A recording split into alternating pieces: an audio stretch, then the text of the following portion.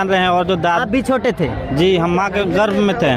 पेट में रहे? रुक ना, माँ के गर्भ में 4 महीने का थे। और जैसी माँ और दादी बताती है उनका हुलिया कि ये हाथ, दाहिना हाथ ये टूटा हुआ था और लीलार पे दाग है। हाँ। उसके माध्यम से हम अनुमान लगाए। महिला अपने दोनों बच्चों के साथ प्रयागराज महाकुंभ में स्नान करने के लिए आती है। स्नान करने के बाद जब वह महिला इधर उधर संतों की टोलियां, संतों की झांकी देख रही होती है, प्रयागराज की शोभा देख रही होती है, तभी वह एक पेड़ के नीचे जाती है। आगे बढ़कर तो क्या देखती है कि एक वृक्ष के नीचे एक साधु धुनी रमाए हुए बैठे हैं। वह घोरी साधु हैं। उसके साथ एक साधु और एक साध्वी नागा साधु बैठी हैं जो काली का रूप धारण किए हुए हैं। तो उस नागा साधु को एकटक देखती है और देखने के बाद पहचान लेती हैं। दोस्तों, कोई और नहीं, पहले जो पत्नी को छोड़ करके चला आया था और वही नागा साधु था जिसका नाम था गंगा सागर। उस साधु ने अपना नाम बदल करके राजकुमार अघोरी साधु रख लिया था। दोस्तों, जब महिला ने उसे पहचान लिया लेकिन साधु मना कर देता है। मगर दोस्तों, उसके साथ अंत में होता क्या है, आखिरकार वो महिला कौन होती है? वो साधु परिवार जिसमें 4 भाई होते हैं। बड़ा भाई जो होता है गंगा सागर, उसके चाचा के लड़के होते हैं, वो भी 4 भाई होते हैं। लेकिन गंगा सागर की शादी हो जाती है, एक बेटा जिसके हो जाता है, जिसकी उम्र 2 वर्ष होती है, और एक बच्चा उस पत्नी के गर्भ में होता है जो 4 महीने का होता है। तभी वह गंगा सागर होता है उस पत्नी को छोड़ करके और वहां से चला जाता है। दोस्तों, घर वाले जो होते हैं इधर उधर छानबीन करते हैं, इधर उधर सब कुछ करते हैं, लेकिन भी ढूंढते हैं, वह नहीं मिलता है। कहीं पटना में एक्सीडेंट बताया गया जिसमें लोग मारे गए थे, लेकिन उस सिर्फ अफवाह थी, उसमें दूसरे लोग थे। तस्वीर को लेकर, उसके फोटो को लेकर चारों तरफ उसे भिजवाया, लेकिन उसका कोई अता पता नहीं मिला। दोस्तों, जब धीरे धीरे समझता गया, जो पत्नी गर्भवती थी, दूसरा बेटा जो 2 साल का था, 2 बेटे हो जाते हैं, लेकिन पति का कोई अता पता नहीं होता। दोस्तों, उसके बाद बहुत लोग आते हैं, परिवार के लोग इधर उधर खोजबीन करते हैं, मगर उसका कोई पता नहीं चलता गंगा सागर कहाँ है। लेकिन गंगा सागर जो होता है दोस्तों, वो आकर के बनारस में आकर एक घाट पर महात्माओं की शरण में पहुंचता है। वो अघोरी साधु बन जाता है। साधु बन करके अपनी जिंदगी का यापन करने लगा। जो उसकी पत्नी थी 20-22 साल की, अधिकांश ज्यादा पति की जरूरत होती है। दोस्तों, कहानी बड़ी ही इंटरेस्टिंग है। वही बच्चे धीरे धीरे उसे माँ ने पाल पोस करके बड़े किए, सयाने किए। बड़ा बेटा होता है जो पिता 2 महीने 2 साल का छोड़ करके गया था, जिसका नाम कमलेश यादव था। आज वह 28-29 वर्ष का हो चुका है। और जो छोटा बच्चा होता है जिसका नाम बिमलेश यादव होता है, लगभग 2 साल के थे। 2 साल की उम्र में शायद आपको पता नहीं होगा कि आपके पिता का चेहरा कैसा है। हाँ, आपको पता नहीं होगा। नहीं। ये आपके भाई हैं? जी, छोटे भाई। क्या नाम हुआ आपका? बिमलेश यादव। आप पहचान रहे हैं? हम लोगों के माध्यम से पहचान रहे हैं। और जो आप भी छोटे थे? जी, हम माँ के गर्भ में थे। पेट में रहे? रुक ना, माँ के गर्भ में 4 महीने का थे। और जैसी माँ और दादी बताती है उनका हुलिया कि ये हाथ, दाहिना हाथ ये टूटा हुआ था और लीलार पे दाग है।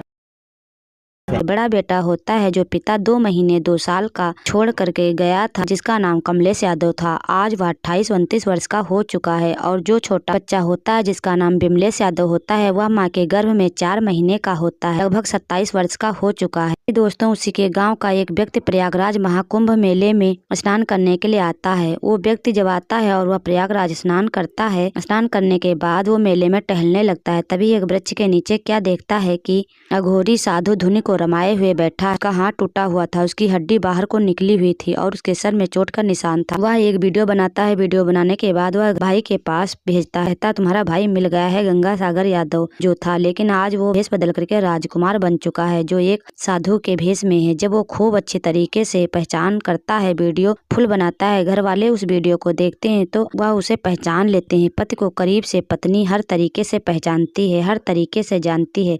सबसे ज्यादा पति को पहचानने वाली होती है तो वह सिर्फ एक पत्नी होती है।